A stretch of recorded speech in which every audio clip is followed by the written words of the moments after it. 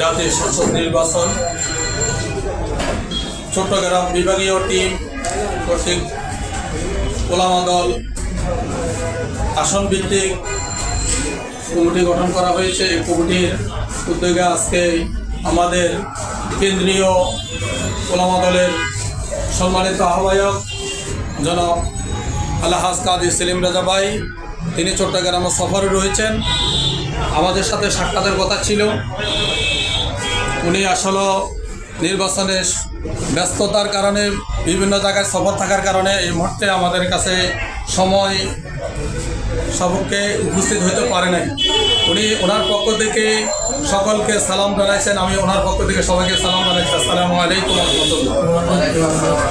ভাই আমাদেরকে সালাম এবং শুভেচ্ছা জানাইছেন, পাশাপাশি আমাদেরকে যে বার্তা দিয়েছে সেটা হলো আগামী 12 তারিখ যে নির্বাচন, সেই নির্বাচনে যদি আমরা ধানের শীষের যেখানে যেই প্রার্থী আছে সকল আমরা প্রার্থী না চাই, আমরা শুধু ধানের শীষকে দেখব।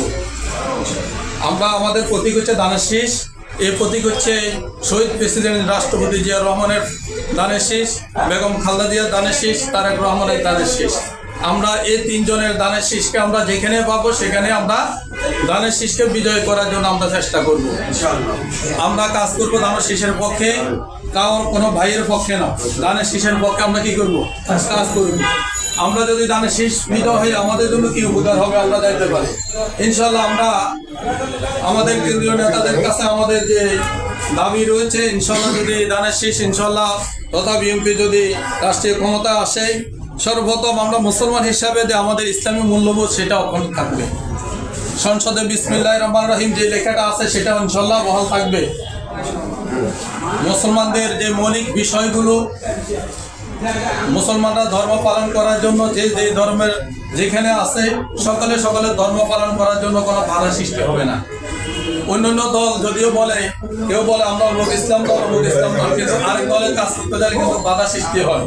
কিন্তু আমরা বলতে পারি জাতীয়তাবাদী দল বিএনপি যদি ক্ষমতা আসে কোনো দলকে ইসলাম প্রচার করার জন্য বাধা সৃষ্টি করবে না। 2 নম্বর হচ্ছে যে আমরা যারা আজকে ওলামাদের জন্য কাজ করতেছি, ইনশাল্লাহ আমরা মনে করি যদি ইনশাল্লাহ জাতীয়তাবাদী দল বিএনপি যদি ক্ষমতায় আসে আলেম সমাজকে যত ইনশাল্লাহ মূল্যায়ন করা হবে। আমরা আমাদের যাদের যে যোগ্যতা আছে যোগ্যতা মাপকাঠি অনুপাতে ইনশাল্লাহ সবাইকে দল মূল্যায়ন করবে ইনশাল্লাহ। এত প্রতিশ্রুতি রেখে আমরা আজকে আমরা সংক্ষিপ্ত দোয়া করে আমরা এখান থেকে বিদায় নিব। শাপলা টেলিভিশন, দেশীয় ঐতিহ্যের ধারক।